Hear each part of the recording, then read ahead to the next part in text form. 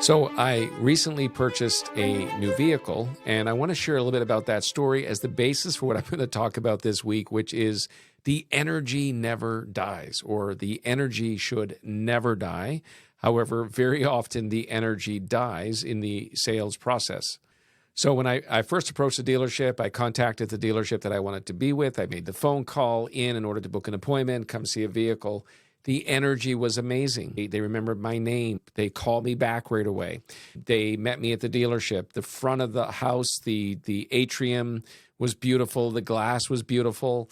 I had my choice of cappuccino. I could have a latte. There were so many different things that were presented to me. They asked about what I did for a living, about if I have kids, all that kind of stuff. So they were, really interested in me. They wanted to know everything about me, and of course, that's a normal sales process. And so, of course, being in sales, I kind of knew what was happening. But, when you're in sales and you're buying something, you're not always in your sales mode. And so you just kind of fall into the stuff. You kind of know your boundaries, what you're looking for. But the energy was amazing. The coffee, the cappuccino, meeting in the atrium, the front entrance. When I left the dealership, if I sent a text message, I got an answer within 1 to 2 minutes. If I made a phone call, I got an answer back within 5 to 10 minutes. Whenever I needed something sent to me, they had it to me within a matter of 1, 2, 3, 4, 5 minutes. The energy was incredible. They knew my name. Everything about it was perfect. And of course, the car atrium at the front of the house is absolutely beautiful. The energy was 100%. It was a great experience. It was really terrific. The energy was everywhere. Then, when I actually made the decision to purchase the vehicle, and I signed off on the form, the sales representative literally said, "Okay, thank you. I've got to run." I guess it was almost time to leave, and clearly in a hurry to get out of there, had something he had to go to, and he disappeared. Now, what I didn't know is that the energy would die at that exact moment, and so the energy, in fact, did die. So that was just me signing the initial contract. So after it was done and he left and I was on the hook to purchase the vehicle, even though there was remaining steps, it was quite interesting. I had a few questions, so I texted. No response for 3-4 hours. The energy disappeared. A day after, I asked for some photos of the car. He said he would get to them. He was just busy at the moment. Over the course of 3 days, through 3 different requests, the photos never arrived. The follow-up wasn't there. I left voicemail. It was not returned. It went from this massive amount of energy to literally next to no energy whatsoever. And so what I discovered is that I was a sale. I was a transaction. I was not a person buying a vehicle as far as this guy was concerned. For that moment, the only interest they had in me was because I was going to purchase a car. I was really basically labeled a sale. I was a sale to them. I was a transaction. This is a fundamental flaw for any company on earth. I keep using the car dealership example, and I'm sure there's amazing vehicle places out there, and in no way am I suggesting that they don't exist, but it's much more common in the sales environment with car dealerships than almost anywhere, but it's present in all sales. For salespeople, the energy dies when the sale is made, and the sales rep, for the most part, disappears. And so this is a big problem. If you want to be long-term successful in sales, if you want to get referrals, if you want to have a good name, if you want to build a really good brand, the energy has to be continuous. So this is kind of what I call the continuity of energy has to be from the front of the house to the back of the house. It has to go from sales to service. A prime example, when you go to buy a vehicle, the front of the house, the energy, they remember your name, the coffee, the beautiful atrium, the cars. You can tell they put a lot of energy and time into the front of the house, into the sales side. So when you take a walk over to the service department, it's usually a little kind of small area. Coffee's not as good. Service is kind of different. You're a transaction, again, a number. It's kind of all different. Just have a seat over there. We'll get back to you eventually.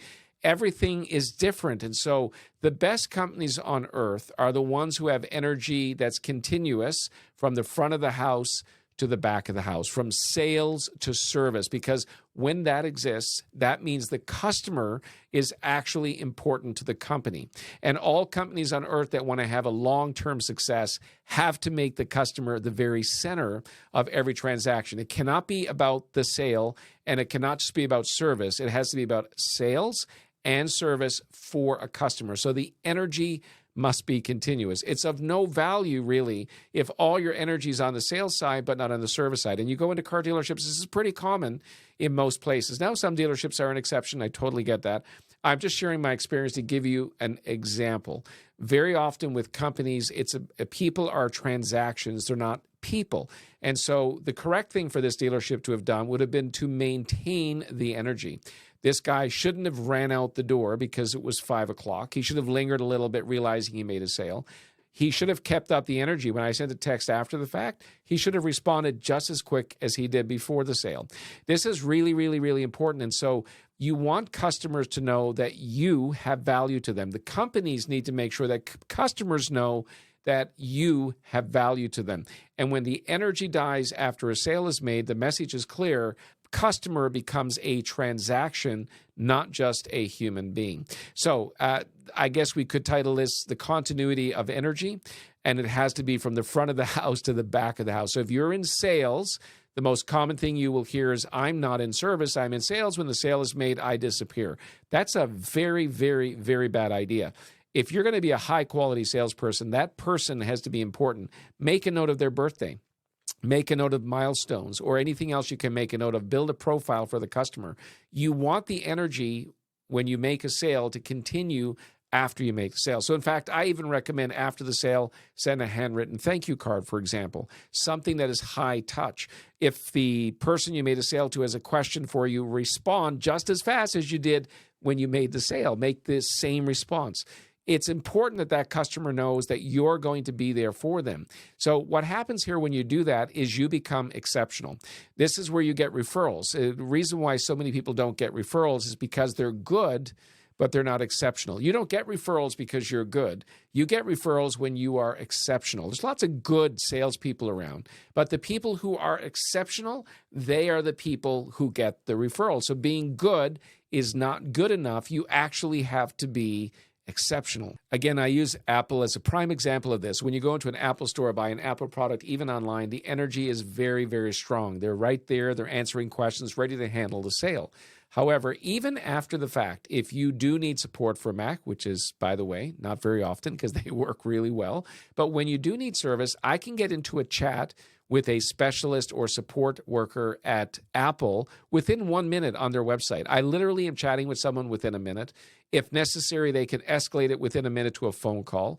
If necessary, they can send a remote app to have access to my device, my computer, to go in and actually fix issues. But what you see with Apple is you see equal amount of energy, not just in the sales side, but you see the same amount of energy, almost exactly the same, on the service side. So you know when you're dealing with a company that has a continuity of energy from the front of the house to the back of the house, you are now dealing with a high quality company. But unfortunately, in many companies, the energy is all around sales, and there's varying degrees of energy when it comes to service. If you want to have a great name, you want to reduce complaints, and you want to get referrals, and you want your brand to be known to be about people, you have to have continuity of energy from the sales side to the service side. So what does this mean? It means that it's not about sales or service, it's about people. It's about the customer. And when the customer is truly important to you as a salesperson, and the customer is truly important to you as a company, then sales and service is for people. So in other words, if we were to draw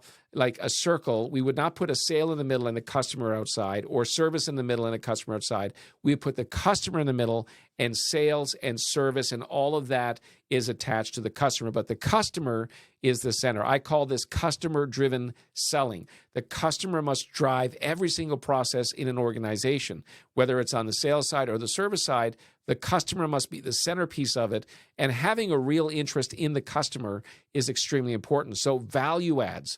After you make a sale, sending a handwritten card, any type of anniversary the customer has, birthdays, which you can easily acquire the information without them even knowing because it's on the contract. Say, hey, happy birthday, just thinking about you guys, or any number of things you can do that adds value after the fact to let that person know you are not just a transaction, but you are actually important to that particular individual, so that the customer, they know that the customer knows that they are important to you, and it was not just a transaction.